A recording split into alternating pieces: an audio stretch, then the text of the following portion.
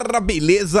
Como é que vocês estão? Meus amigos, o vídeo de hoje divide aqui em 4 temas, como de costume. Já vamos começar falando rapidamente aí sobre Bolsonaro, sobre as manifestações de ruas, algumas coisas que estão acontecendo, os abusos, a turminha do Senado aí segue com alguns planos bem complicados. Quero falar de redes sociais e trazer um print que, por coincidência do destino, apareceu para mim ontem, que vai explicar para vocês sobre uma notícia que a gente comentou, que tem tudo a ver com as redes sociais, e vocês vão entender como as coisas são engraçadas e como isso tudo, inclusive, se conecta à demissão em massa que aconteceu ontem na CNN. Acredite se quiser. O que é a rede social?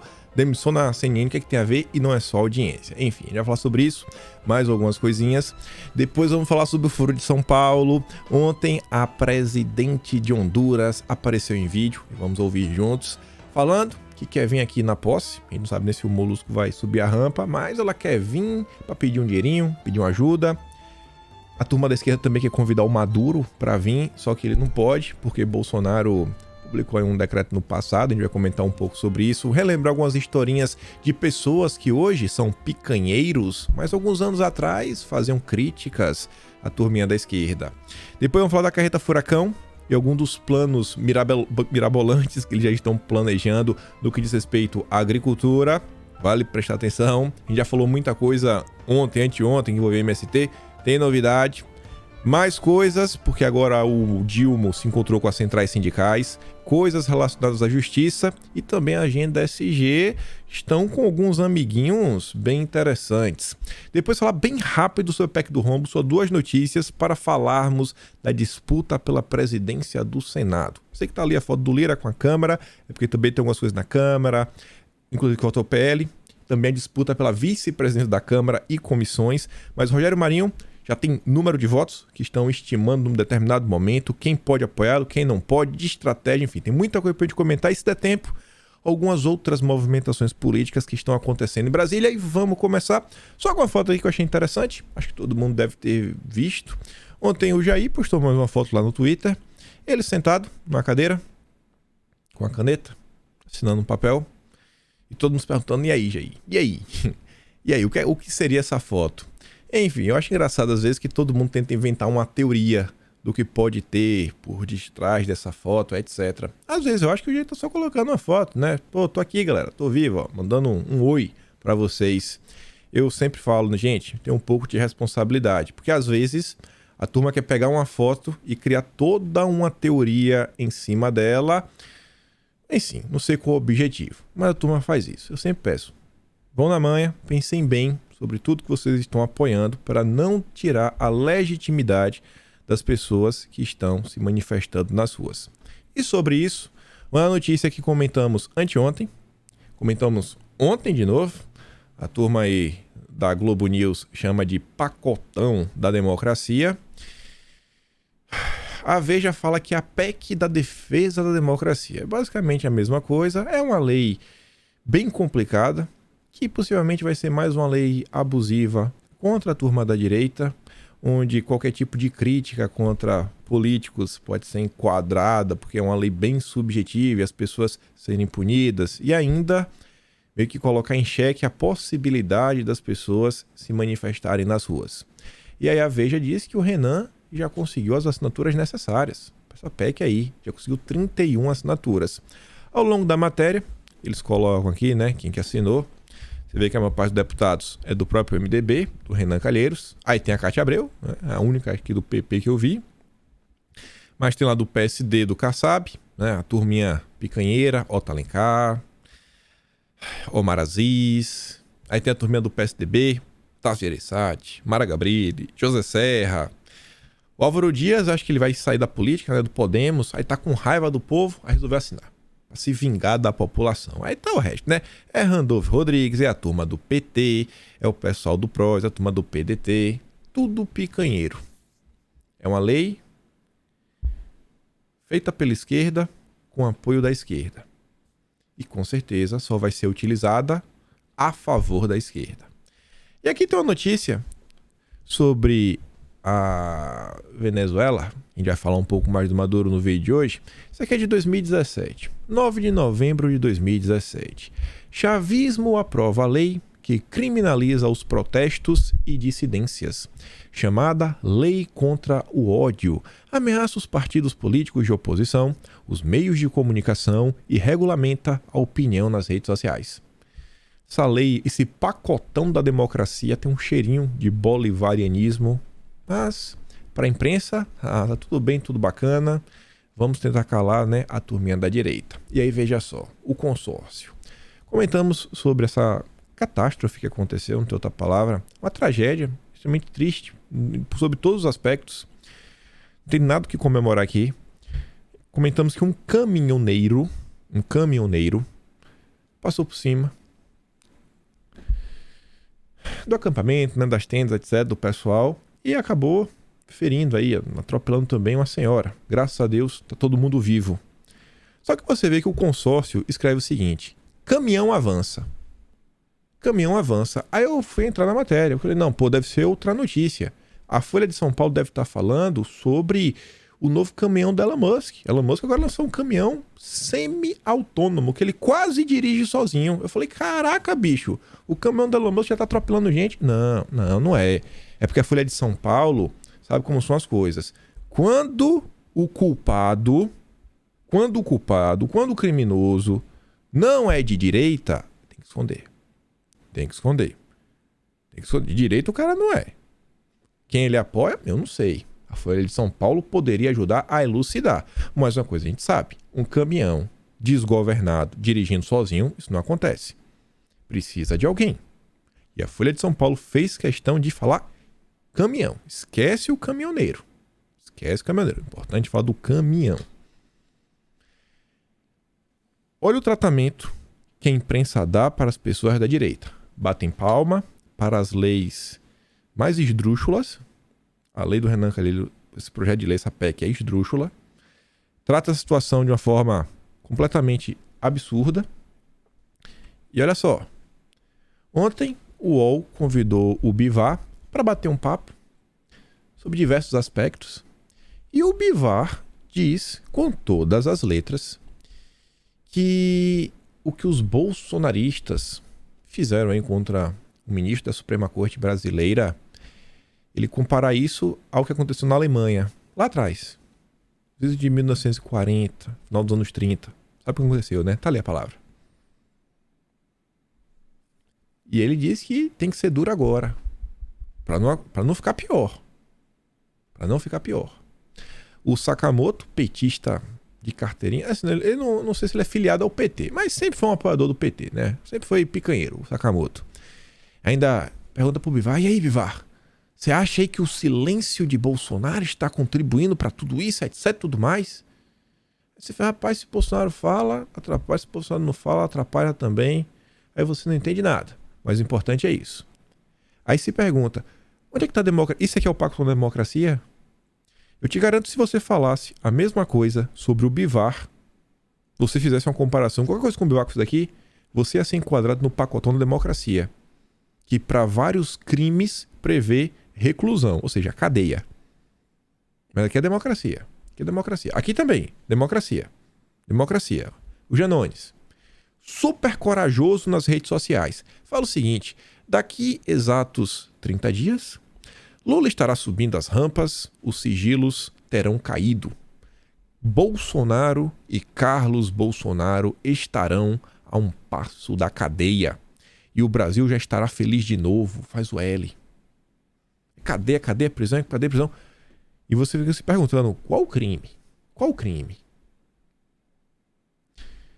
O Janones, ele devia, pelo menos, tentar aparecer, assim... O cara fala demais na rede social, ele podia, no mínimo, né? Você vê isso aqui. Ele forneceu o endereço. O Lauro Jardim escreveu uma nota ontem, onde o Carlos Bolsonaro já tentou encontrar o Janones aí 2, 3 vezes, mas não consegue saber realmente qual é o endereço. E aí, numa ação que está rodando no âmbito da Suprema Corte, porque o Janones tem foro privilegiado, o Carlos solicita, na defesa do Carlos, que seja encaminhado aí um ofício para que o Lira informe o endereço do imóvel funcional que o Janones ocupa. Onde é que o Janones está morando, Lira? Vamos aqui para o cara poder responder. Porque ele fica na internet falando os maiores absurdos Nada acontece. Mas é corajoso. Aí é ameaça, é dedo na cara, é matéria na imprensa falando sobre o jananismo cultural e falando de gente bonito, bacana. São as fake news do bem, porque são usadas para combater as mentiras do bolsonarismo. É matéria... Essa foi na Folha de São Paulo e também no Estadão. Aí foi a matéria na Veja falando sobre as mentiras, sobre como foi o processo eleitoral, o grupo lá dos influenciadores organizados, né, sob a tutela do Janones, que mandava as mensagens para grupo de WhatsApps, que segundo a Veja, tinha um influenciador, políticos famosos, né, artistas. Cara, é absurdo.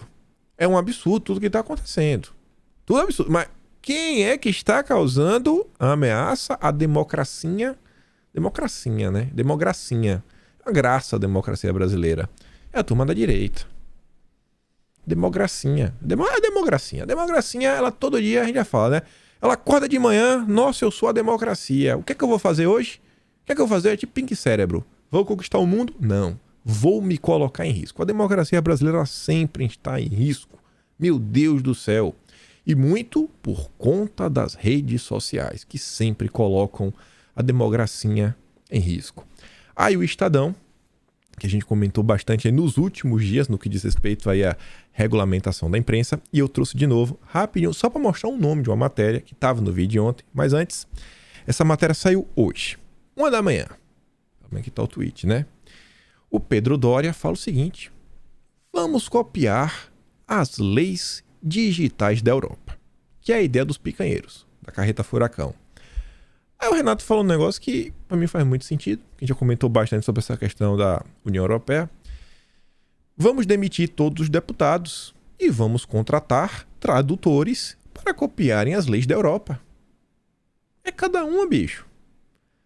Não, o que vem de fora sempre é superior, você já percebeu, né? Não, temos que seguir o que está na ONU. Não temos que seguir o que a União Europeia fala. Olha, tem gente que tem que seguir o que os alemães estão falando. Não, porque o Partido Verde da Alemanha é um poço de sabedoria. Eles são mais iluministas do que nós. E a gente tem que seguir.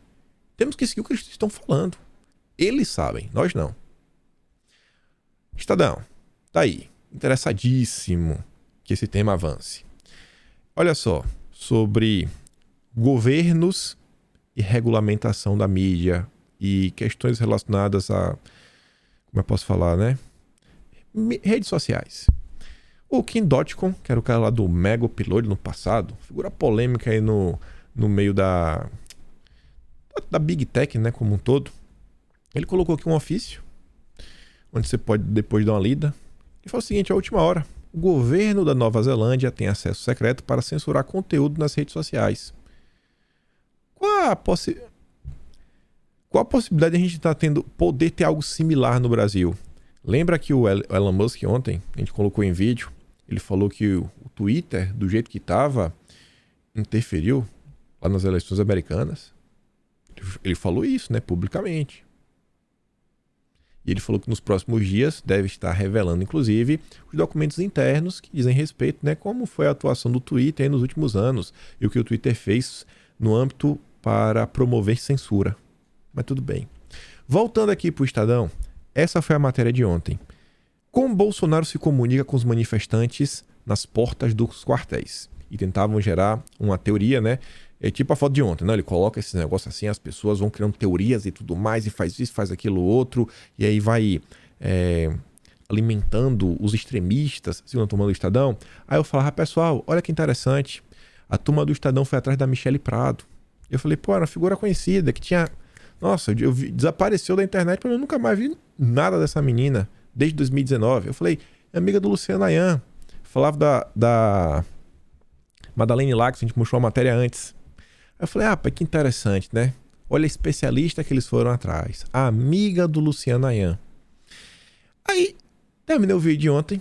Tô eu passando no Twitter. Apareceu essa postagem aqui, alguém da RT, a pessoa na minha timeline. Esse cara aqui é Santos. Cara, não é de direita. Não segue ninguém que eu sigo. Ninguém que eu sigo siga esse cara. Eu não sei como essa postagem apareceu na minha timeline. E aí, quando eu olho lá pro print, olha quem que tá aparecendo. A Michelle Prado. A original. A única. Aí eu falei, rapaz, não acredito. Olha ela. E aí vocês entendem. Junta a matéria do Pedro Doria, falando vamos copiar. a regulamentação das mídias lá da Europa, trazer para o Brasil. Com essa outra matéria aí, né, de como Bolsonaro fala sem falar, como o silêncio de Bolsonaro é ensurdecedor. Olha essa discussão. O Gil Vicente fala: não acho que a imprensa deva passar pano para Lula, mas voltar a pegar no pé diariamente, por qualquer coisa, de camisa de janja a mercado nervoso por um discurso, insistentemente será munição para o caos que a extrema-direita quer. A imprensa não pode, não é para passar pano, mas não pode cobrar muito não. Não pode cobrar muito. Aí a Michele Prado fala, olha a especialista do Estadão. Não tenho a menor dúvida, a imprensa terá que exercer com bastante responsabilidade seu papel nos próximos anos. Eita! Ou seja, tem que passar um pano para a esquerda. Tem que passar um pano. Não pode agir da mesma forma nessa oposição maluca histérica que foi contra Bolsonaro. Aí o cara diz, ó, e não vai. Com Lula vai ser diferente. Vai ser um tratamento diferenciado. Bem diferenciado. Só que os frutos dessas ações histéricas por parte do consórcio já estão brotando. Ontem surgiu aqui com exclusividade, lá na coluna do Ricardo Feltrin, um jornalista que é especializado em fofocas do establishment, né? Artista, TV e tudo mais. E diz que as demissões da CNN já passam de 120 funcionários. Não vou entrar nos nomes, talvez o único nome. Segundo a coluna apurou, serão 125 demitidos. Basicamente fecharam a sucursal do Rio de Janeiro. Fecharam. Em Brasília só tem um ou outro gato pingado. Vai concentrar tudo no estado de São Paulo. A emissora passa por um momento de crise devido aos altos custos e ibope residual na TV por assinatura. Para piorar, ela perdeu o pouco espaço que já tinha com a estreia da governista Jovem Pan News.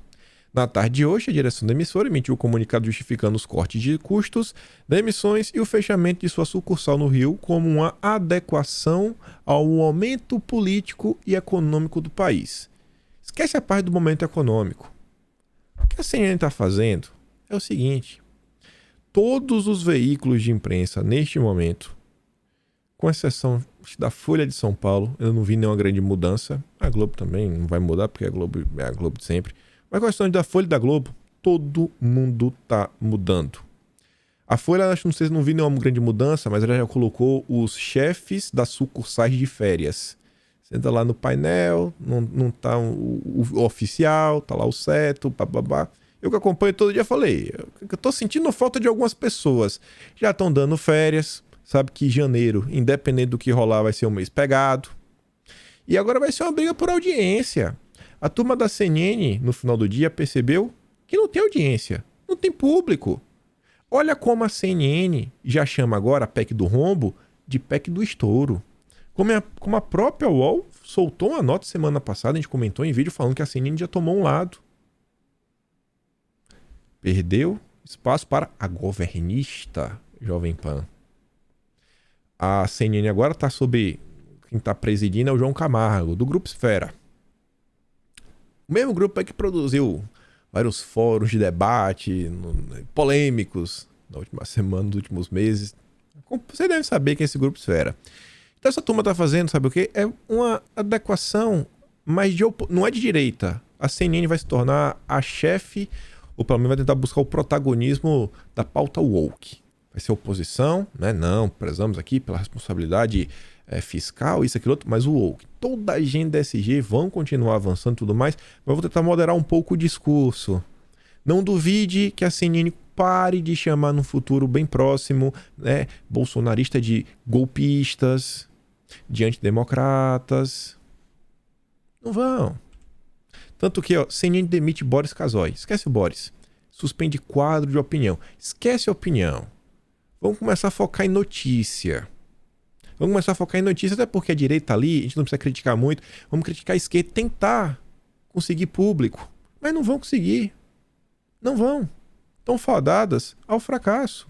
A turma da esquerda não assiste. Não é TV por assinatura. Vai disputar um mercado ridículo. A população brasileira hoje, ela tem consciência, não toda, ainda é uma parcela pequena, poderia ser muito maior. Só que essa parcela que realmente assim, se importa em acompanhar a política, os que são de direita, não vai cair na conversinha mole. A CNN agora tirou um monte de gente do home office, deixa de adotar a política do Elon Musk. Felipe Moura Brasil mesmo tá direto agora lá presencialmente. Até o Cláudio Dantas. Vai lá no meu Twitter depois. Busca por... assim, procura por tweet dessa conta. Bota assim a conta Kim Paim. E bota a palavra Dantas. Só bota a palavra Dantas e CNN. Veja uns tweets que eu já fiz no passado, falando sobre o Cláudio Dantas. Finalmente o Dantas pisou na CNN. Estão tentando dar grana à direita. E na falta de mercado, né, vamos calar outras vozes, que é para ver se a rebarba, já que a gente sente calar várias vozes, quem sabe, né? Não a CNN, mas você vê que tem uma turminha no consórcio doida para regulamentar as mídias sociais. Aí você vê. Dono da CNN revolta funcionários após elogiar Bolsonaro em dia de demissões.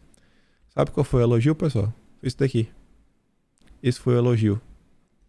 Novos números do IBGE trouxeram revisões super positivas para a economia brasileira, onde o PIB foi bem melhor em 2020 e 2021, chegando a incríveis 5% de crescimento em 2021 e 3% no primeiro semestre de 2022. Onde é que está o elogio a Bolsonaro? É reconhecer que o Brasil está indo bem?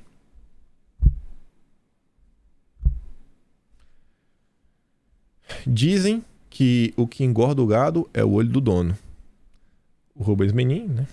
Acho que deixou a CNN muito solta. Agora não adianta chorar pelo leite derramado. Acabou. Até falei ontem. Só jornalista verificado, uma estrutura bilionária, investimento, uma marca de renome internacional e com engajamento menor do que a tia do Zap do Twitter. Quem também fez um comentário, né, elogiando o Bolsonaro, porque você não precisa falar de Bolsonaro, né? Só falar como o Brasil tá indo bem, que obviamente você tá falando de Bolsonaro. Foi o filho do Rubens Menin, né? O Rafael Menin. Mesmo com 700 bilhões desembolsados durante a pandemia, o governo conseguiu segurar a dívida pública. É possível e necessário investir cada vez mais na agenda social e sem gerar um buraco nas contas públicas, mas desde que o Estado fique menor e mais eficiente. E você vê, ó. Tivemos um pulo na dívida pública, foi os gastos da pandemia, e agora voltamos. Está caindo e o número atualizado já está previsto para ser menor do que 75%, 74% quebrado. E só sobra a economia, né, para pegar aqui na continuidade. IBGE revisa PIB 2021 para 4,6%, de 4,6% para 5%. É por causa desse tipo de notícia que as pessoas estão nas ruas. Porque elas querem ver esse tipo de notícia, sabe, virar rotina. PIB sempre sendo revisado para cima. Empregos surpreendendo. Tendo mais empregos, né? Tem uma geração de empregos maior do que o esperado. Um país onde se discute sobre liberdade, garantias de liberdade e não o contrário, regulamentação, controle, punição, bababá, tititi. É por isso. E ontem as pessoas continuavam nas ruas. Se vocês, qualquer rede social, vocês vão achar vídeos, vão achar imagens e basicamente o mesmo padrão. Pessoas de verde e amarelo, de todas as idades, com inúmeras insatisfações, colocando para fora numa boa, com muita paz e com muito discernimento. E agora tem o final de semana. Eu já vi ontem vários comentários, pessoas falando, final de semana eu vou. A gente sabe, vai vir domingo. Vamos acompanhar. Agora, eu acho que os antidemocratas não são essas pessoas, né? As senhorinhas e tudo mais. Pode ter um outro que se passa.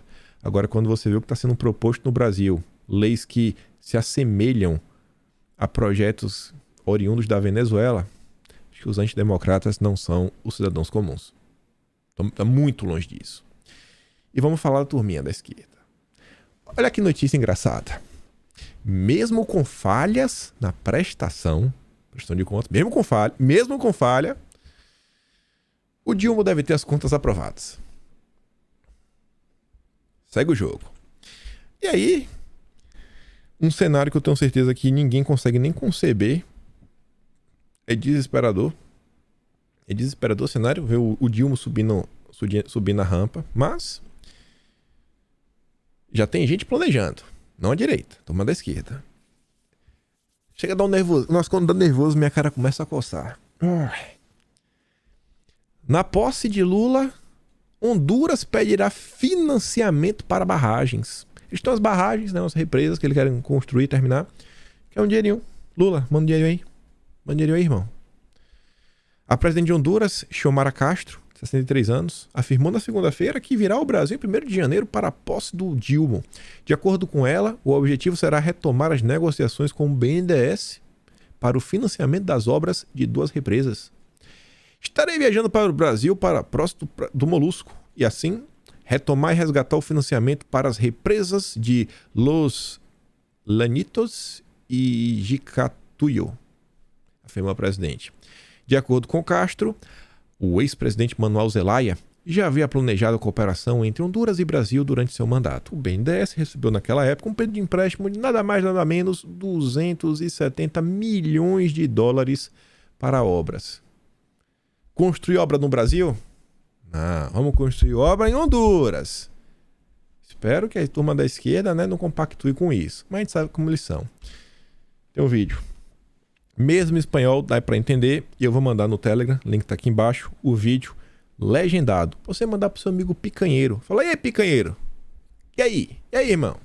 Cadê? Vai ter obra no Brasil ou em Honduras? Escuta só. Este 1º de enero del 2023. 1º de janeiro de 23. Estaré viajando a Brasil. Pro Brasil. Para la toma de posesión del presidente Lula. Y así retomar y rescatar el financiamiento para la represa de Jicatuyo y Los Llanitos. Tá bom, né? Arrecadar, financiamento, represa. Olha essa matéria de 13 de novembro de 2013. 9 anos atrás. 9 anos atrás. O atual picanheiro Reinaldo Azevedo falava: Honduras, apoio de Lula à mulher de Zelaya. O maluco golpista pega mal e pode prejudicar a candidata dos bolivarianos. Tomara que prejudique. O Foro de São Paulo ainda não desistiu e pretende tomar conta de Honduras de qualquer jeito. Xiomara Castro Zelaya, mulher do ex-presidente e ainda maluco Manuel Zelaya, está entre os favoritos. É a candidata de um partido inventado e liderado por seu marido, o Libre. Uma das principais propostas de Xiomara é realizar uma Assembleia Constituinte, caminho que usam os bolivarianos para golpear as instituições. Querem construir, né? Escrever uma nova Constituição. Queriam. Isso em 2013. Na época, aqui o vídeo, 9 anos atrás, no canal do Reinaldo Azevedo. Meus amigos e minhas amigas de Honduras. Aí falava da Xiomara, que não, que isso, aquilo outro. Eu mando esse vídeo também lá no canal do Telegram. Eu baixei esse vídeo. Mandar no Telegram também. Pra quem quiser ter o desprazer de ouvir.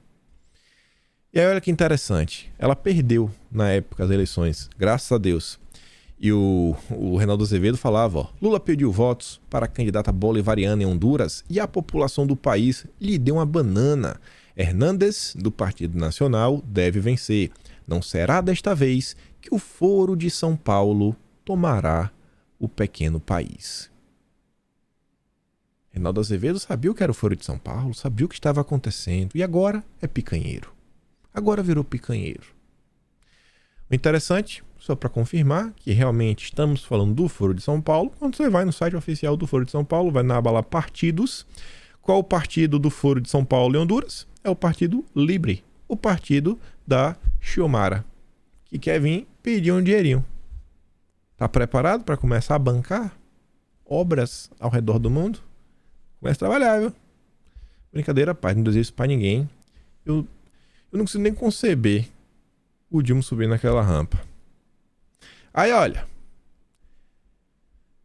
Dilma quer Maduro na posse, mas portaria de Bolsonaro impede sua entrada no país. A matéria é longa, só quero destacar 2 parágrafos para reiterar que o Dilma quer chamar o Maduro, é amigo, deve ser amigo, né? Ou que ele quer integrar a América Latina, mas enfim, ele está atualmente impedido devido a uma portaria escrita, né, publicada em 2019.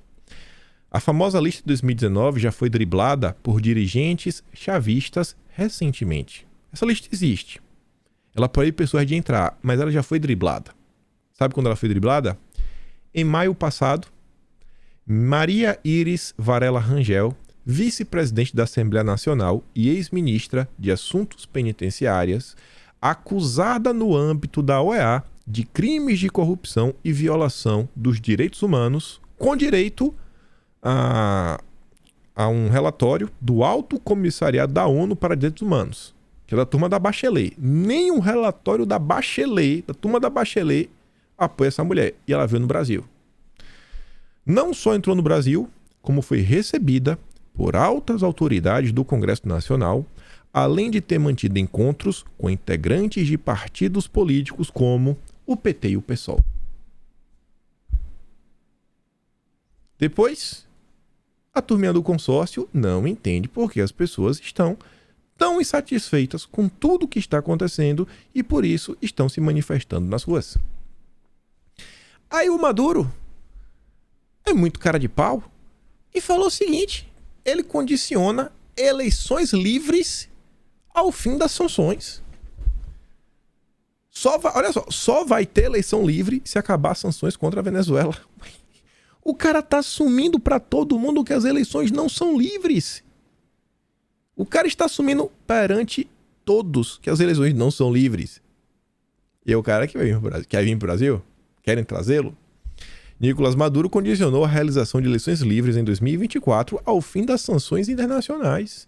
Isso no encontro com jornalistas estrangeiros em Caracas, na quarta-feira, dia 30. O presidente da Venezuela voltou a afirmar que os bloqueios econômicos levaram o país à crise dos últimos anos, esquivando seu governo de qualquer responsabilidade.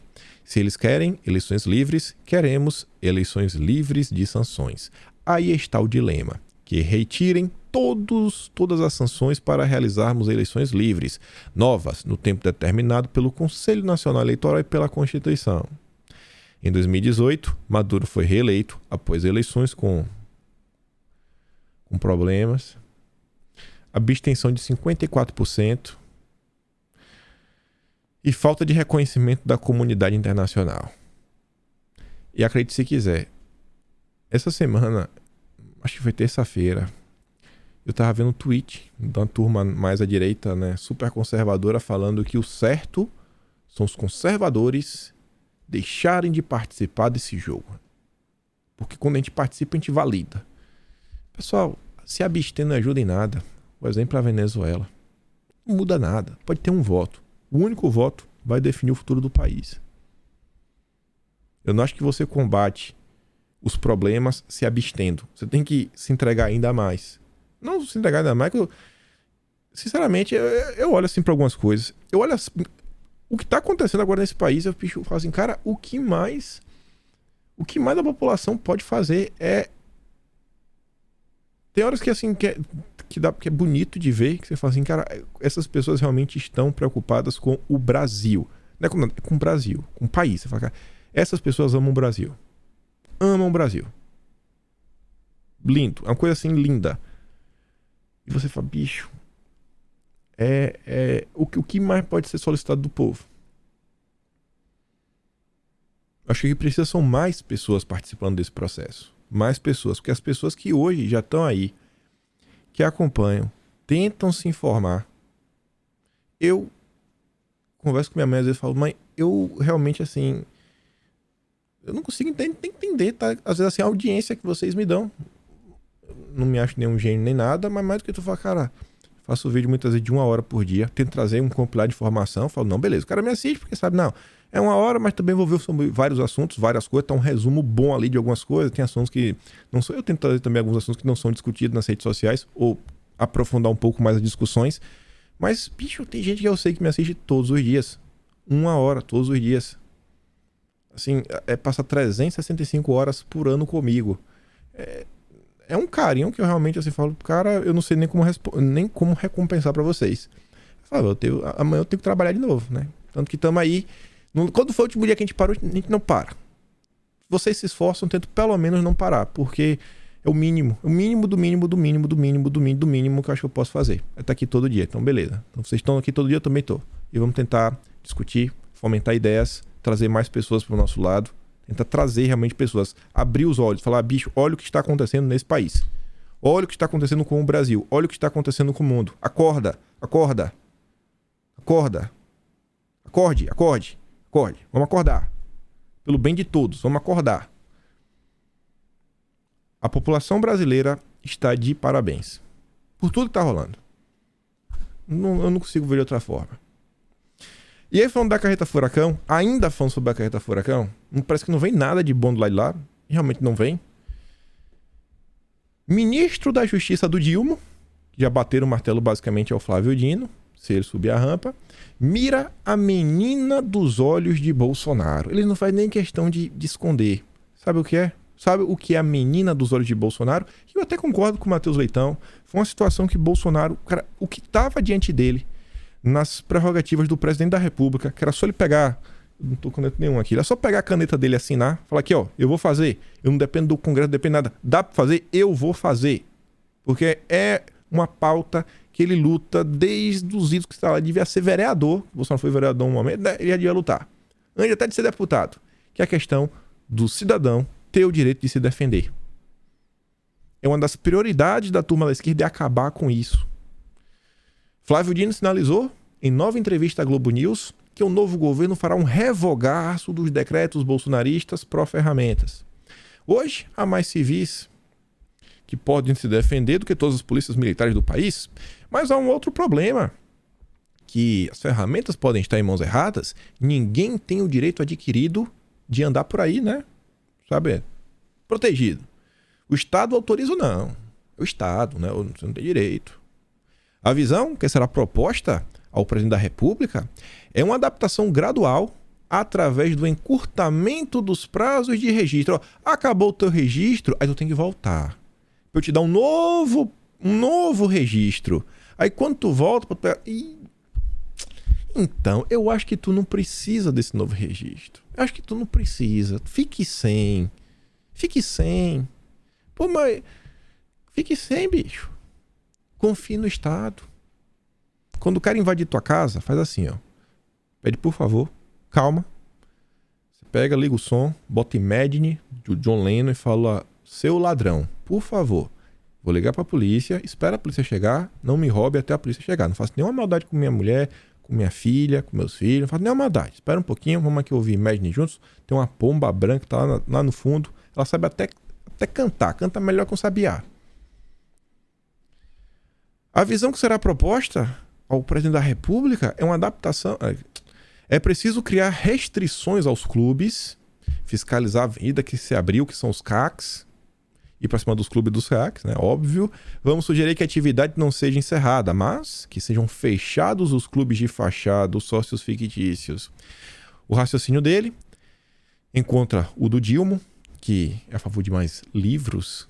A ideia do Dilma é de revogar os decretos e portarias da gestão Bolsonaro nas primeiras semanas de janeiro e fevereiro. É prioridade máxima tirar o direito do cidadão ter uma ferramenta para se defender. O quanto não foi avisado, o quanto vocês não falaram aos 4 cantos do Brasil para diversas pessoas. Independente de qualquer coisa, mas rolou isso, aquilo, outro. Gente, tem gente no Brasil que ainda não entendeu. Independente de qualquer coisa, ainda tem gente no Brasil que não está entendendo o que está acontecendo. Eu não digo nem o petista, raiz. Os picanheiros, os isentões, que ficavam de mimimi, voto nulo. O compromisso que as centrais sindicais querem de Lula. A gente falou, né, que não, tinha se encontrado com Alckmin e já proporam isso daí. Agora é oficial. Sentaram para conversar com o Dilma, falaram com ele, aí tá lá, ó.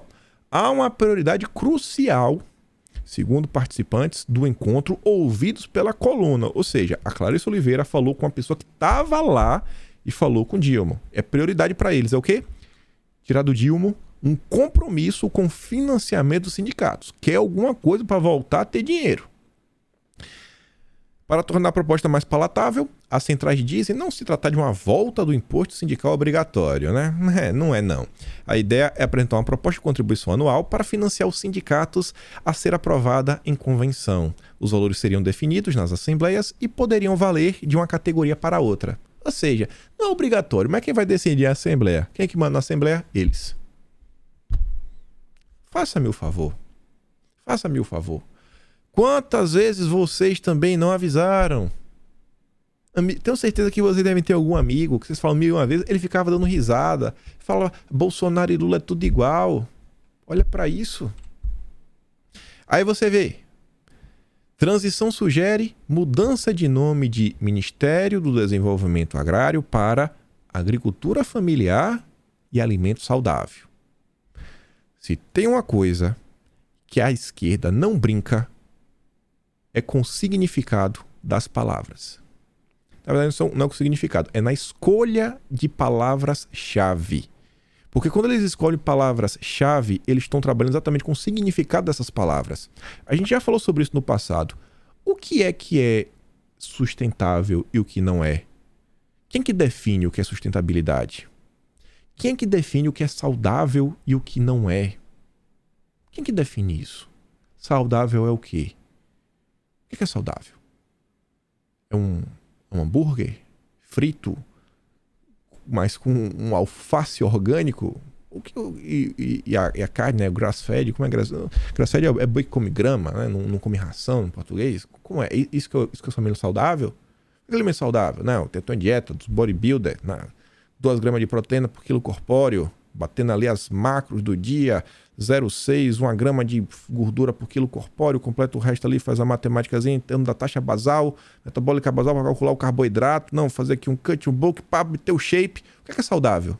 Quem que define isso? Quando a esquerda joga isso daí, tem treta. Olha o que fizeram lá no Sri Lanka, com o apoio da Vandana Shiva. Tiraram, por exemplo, o fertilizante químico. Só fertilizante orgânico. Pô, um alimento mais saudável, né? Algo mais sustentável. Olha o que aconteceu com o país. Caos. Caos. O que é saudável? Quem é que define isso? A esquerda não faz essa troca de nomes de forma aleatória. De jeito nenhum. De jeito nenhum. De jeito nenhum. Aí pega isso.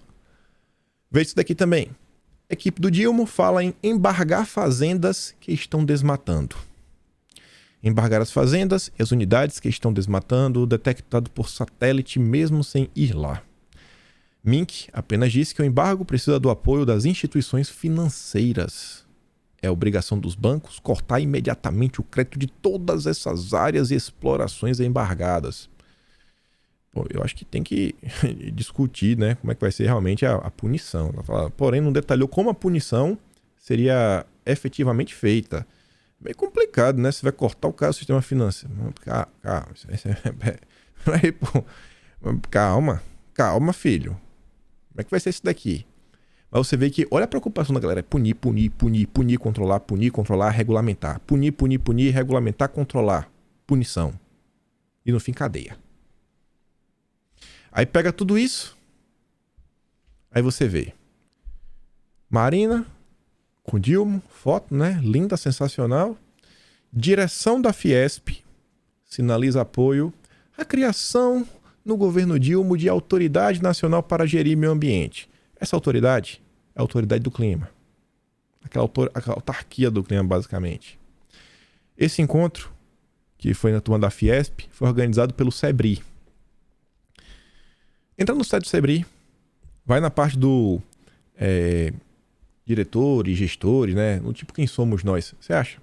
Na parte de cima do site, acho que na última coluna você bota o mouse em cima, ele abre um menuzinho, você coloca. A gente já falou sobre isso no passado. O presidente de honra desse grupo é Fernando Henrique Cardoso.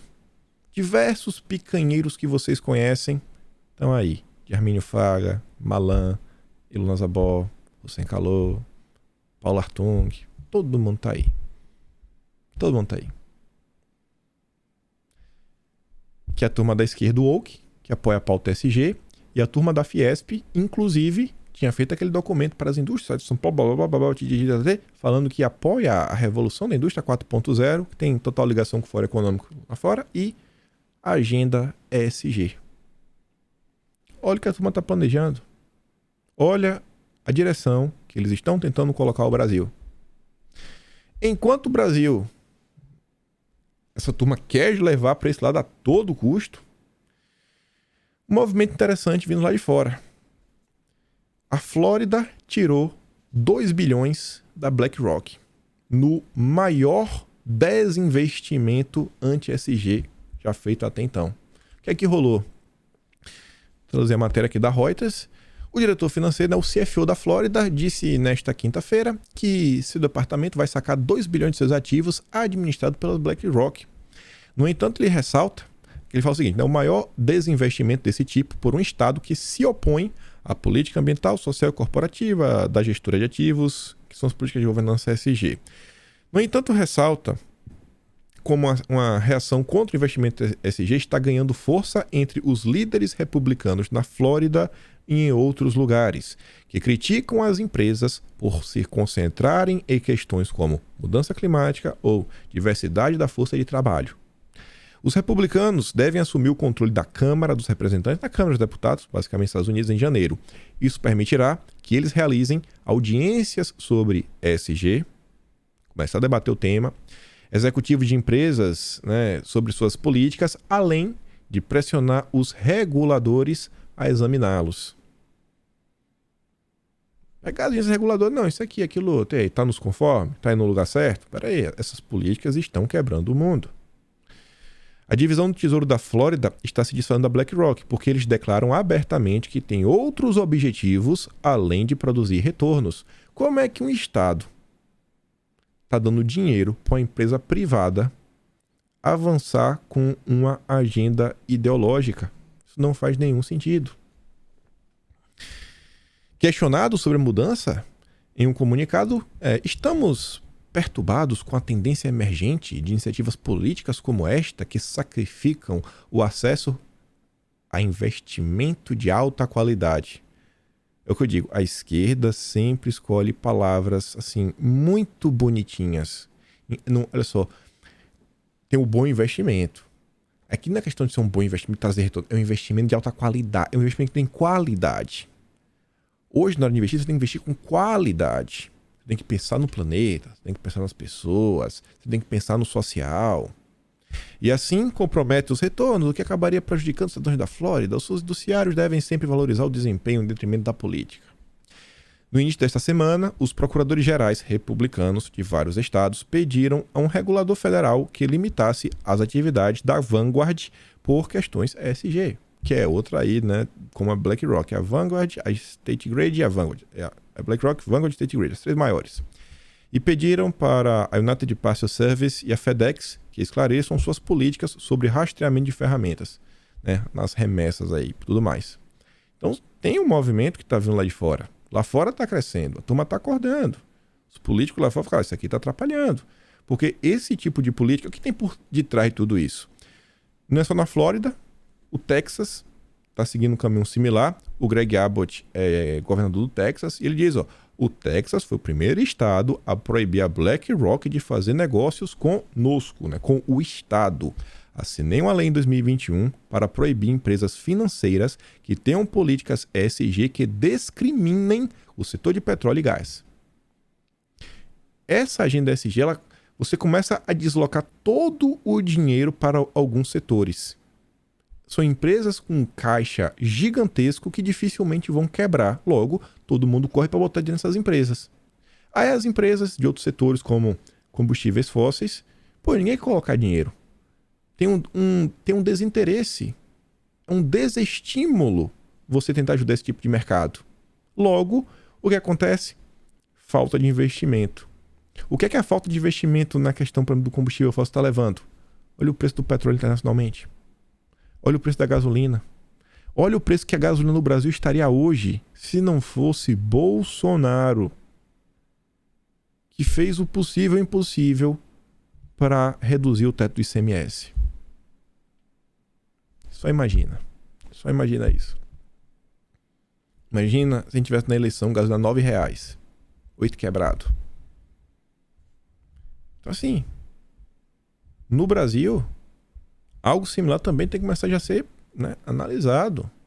O Brasil hoje, independente de qualquer cenário, a gente não pode ficar também só esperando que Bolsonaro resolva tudo. Bolsonaro só não fez mais porque ele estava lá basicamente sozinho o tempo inteiro. Tinha lá a equipe dele. Quantos governadores estavam lá para ajudar Bolsonaro? Quantos deputados realmente capacitados estavam lá para ajudar Bolsonaro? Senadores capacitados para ajudar Bolsonaro. Largaram Bolsonaro sozinho contra tudo e todos para resolver todos os problemas da República. O cara começou a cortar de todos os lados que podia, né? Penduricalhos, regalias, tudo mais, verba disso, verba daquilo outro. Aí começou a gerar uma briga com... Já não tinha apoio, e começou a brigar com vários setores.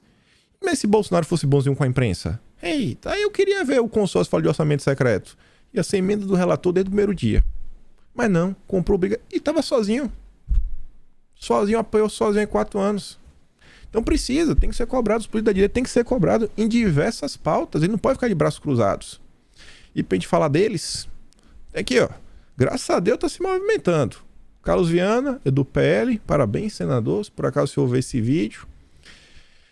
Da forma como está proposta, a PEC da transição não terá nosso apoio, afirmou Carlos Viana. É um cheque em branco. Ele defende a aprovação da PEC para um período de 1 ano e pagamento do auxílio de 600 e com 75 bilhões fora do teto de gastos, que fica entre a PEC do Alessandro Vieira de 70 e a PEC do Tasso ou da PEC do Oriovisto, que ambas são de 80 bilhões fora do teto. Saiu uma matéria hoje pela manhã que fala o seguinte, ó, na verdade ontem de noite. PEC da transição entra na fase de discussão de texto e modelo híbrido ganha força. Aí estão discutindo diversas coisas. O modelo híbrido seria o seguinte: são 150 bilhões, não muda quase nada, não é 200, agora vai para 150. Vai colocar o Bolsa Família mais 20 bi de investimento fora do teto de gastos, que dá uns 80. E sobra aí, né, mais uns 70 bilhõezinhas. Na verdade, dá 70 bi isso daí. E tem mais uns 80 bilhões fora do teto, para investimentos como um todo, né, de infraestrutura e tudo mais. Por esse meio termo, a retirada do teto ficaria restrita aos 70 bilhões do Bolsa Família. As demais despesas seriam acomodadas sob um teto expandido em 80 bilhões, o que na soma é 150 bilhões. No fim do dia não muda nada, é 150 bilhões. Caos, dívida pública subindo, aumento de juros. Por outro lado, tem gente aqui que está gerando dificuldade para vender facilidade, porque o Amar Nascimento é do União Brasil, já está conversando já não é de hoje, tem o Alcolumbre, tem o Bivar, e o Amar Nascimento está falando que ele tem conversado bastante, mas acha que defende algo mais enxuto, 80 bilhões, que é o valor mais do que o suficiente, e diz a petistas que Lula deveria pegar o possível agora e negociar mais à frente. Lembrando que o Elmar, ele é primo do ACM Neto, mas independente, ele é da ala do ACM Neto, que tá puto da vida, perdeu a eleição para governador, tinha tudo para levar, né? E o carlismo voltar a ocupar a governadoria do estado da Bahia, hein? Não rolou. Então, vai querer gerar dificuldade. Não é da ala do Bivar que tá de doidinho para estar no colo assim, no primeiro momento. Mas voltando, falando de um assunto mais interessante. Eleição presidência do Senado. Ontem saíram algumas matérias sobre a narrativa que o PL e Valdemar só estão lançando o nome do Rogério Marinho para se capitalizar, só para ter mais poder de barganha lá na frente, com Pacheco, para isso, para aquilo outro, bababá, tititi. E aí o Carlos Portinho, que é do PL, falou: fake news. Mentira. Matéria completa do início até o fim. Chute na arquibancada. Teremos candidato, uma grande frente para fortalecer o Senado, com partidos e senadores que pensam dessa forma. Venceremos. É o que exigem muitos brasileiros. Juntos somos fortes. Tô gostando desse Portinho. Tô gostando desse cara. E aí fala que o PL, nesse momento, já tá apostando no PP, Republicanos e no Podemos. No Podemos, é um partido que tem uma bancada significativa. O Podemos que tá dividido ainda. E fala, ó, Senina apurou com lideranças do PL, que em reuniões ao longo das últimas semanas, inclusive com o Valdemar, o partido passou a discutir estratégias para emplacar o Rogério Marinho. Senadores do PL já conversaram com integrantes do PP, do Republicanos e do Podemos para fazer uma aliança. O PSC também viria, o PSC se fundiu aí com o Podemos, né, para superar a cláusula partidária, etc. A estimativa é que juntos consigam reunir cerca de 28 dos 81 senadores, precisando de 41 votos. E aí, eles também querem atrair quem sabe a bancada do União Brasil, não sei se viria toda, teria que ter algum tipo de acordo. Grande, porque a União Brasil está no grupo da terceira maior bancada, empatado com 10 senadores, vários. O segundo maior bancada é o PSD, acho que do próprio Rodrigo Pacheco, tem 13. O PL tem 15. E aí tem 10. Pode ser aí uma definição quase total. Imagina, 28 com 10, 38. Falta 3 senadores. Você pegar uns desgarrados aí do MDB, do próprio PSD do Kassab, levou. Por outro lado, além do PSD, Pacheco aposta em contar com o apoio do PT, MDB e outros partidos para continuar no posto. União Brasil, portanto, deve se somar a uma importante peça no quebra-cabeça de apoios. E aí, o Lauro já soltou a matéria, que eu explico, não vou trazer os prints dela, que é o seguinte. Qual a estratégia que a turma vem desenhando? Tem alguns partidos que estão um pouquinho menores. Não tem força, né? Tudo mais. E você ter, às vezes, a maior bancada pode fazer uma certa diferença. E pô, o Senado é o Senado, né? A Casa Grande, 81 apenas. A estratégia seria o seguinte. O PL tem a maior bancada. Tem 15. Poderia se conversar para o PL abrir mão de alguns senadores, para ir para algumas legendas, fortalecer algumas legendas em troca de apoio. Não. Vai migrar aí 1 ou 2 senadores para tua legenda. Agora a gente vai votar no Rogério Marinho. A gente quer eleger o Rogério Marinho. Todo custo. Rogério Marinho. E aí? Fechou? Vamos? E aí a matéria diz que era nossa sinuca de bico, né? Ninguém quer perder poder. A própria turma do PL tem que ver se é viável, se não é, etc. Tudo mais. Mas essa é uma das estratégias que está sendo colocada na mesa. Infelizmente, nisso daqui, a gente acompanha, tem a certa torcida. O que a gente pode fazer no mais é cobrar os nossos políticos como um todo. Que até deputado pode tentar ajudar nisso daqui. O deputado, ele pode ter uma base no seu estado.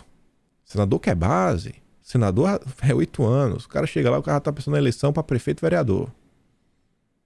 Já quer eleger os vereadores dele, o prefeito dele. Quer que manda no estado. E muitos que mandam demais. Demais. Tem senador que em alguns órgãos aí tem um poder de influência gigantesco.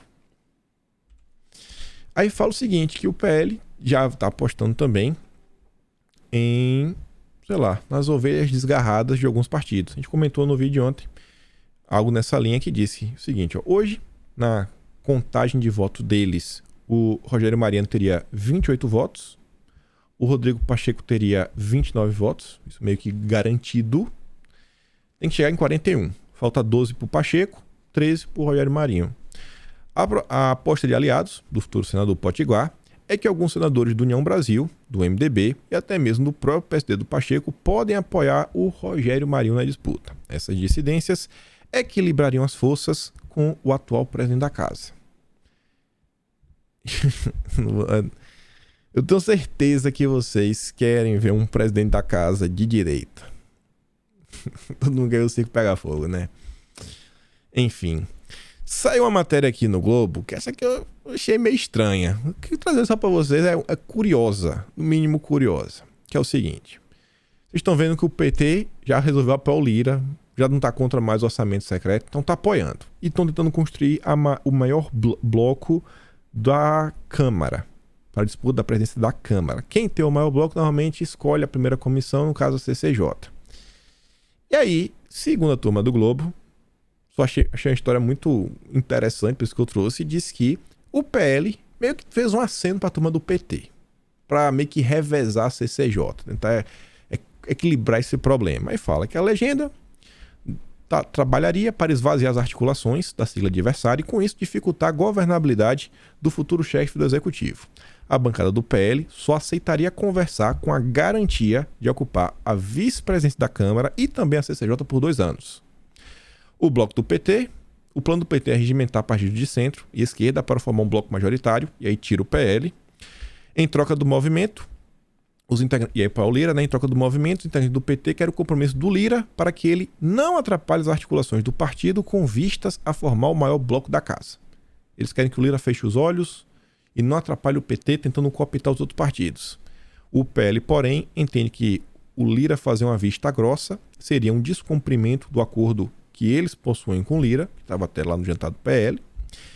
E fala o seguinte, que nomes do PL afirmaram ao Globo reservadamente que, se não houver um acordo com os correligionários do Molusco, Lira será cobrado a impedir que o PT forme o bloco mais numeroso. E a turma tá tretando. A gente não vai meio que te atrapalhar, tudo mais, né? Até quem sai lá na frente revezar, mas queremos a CCJ, queremos a vice-presidente da Câmara. E não querem deixar que o Lira feche os olhos para isso daqui. Eu acho que sim, o Lira tem que se envolver. Uma notícia que me anima um pouco, que tá tendo uma disputa pela vice-presidência da Câmara, mas é entre o PL e os republicanos.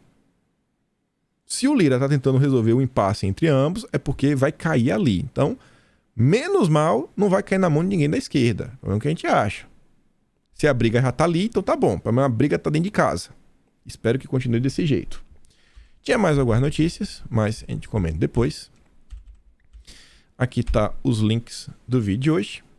Vou mandar lá no Telegram, como falei, o vídeo lá da presidente de Honduras, o do Dilma lá no passado, pedindo votos, etc. E por hoje é isso. Se gosta do meu trabalho, passa no membro do canal. Tem um botão de valeu, tem um peito na descrição. Espero compartilhar o vídeo, né? Se der, se não caiu o dedo. Espero de coração. Também ver vocês amanhã, se der tudo certo. E hoje também tenho notícias de quinta, medida 34, lá no Quinto Elemento. Primeiro link na descrição. Aquele grande beijo e abraço. Tamo juntos. Valeu, meus amigos. Fui.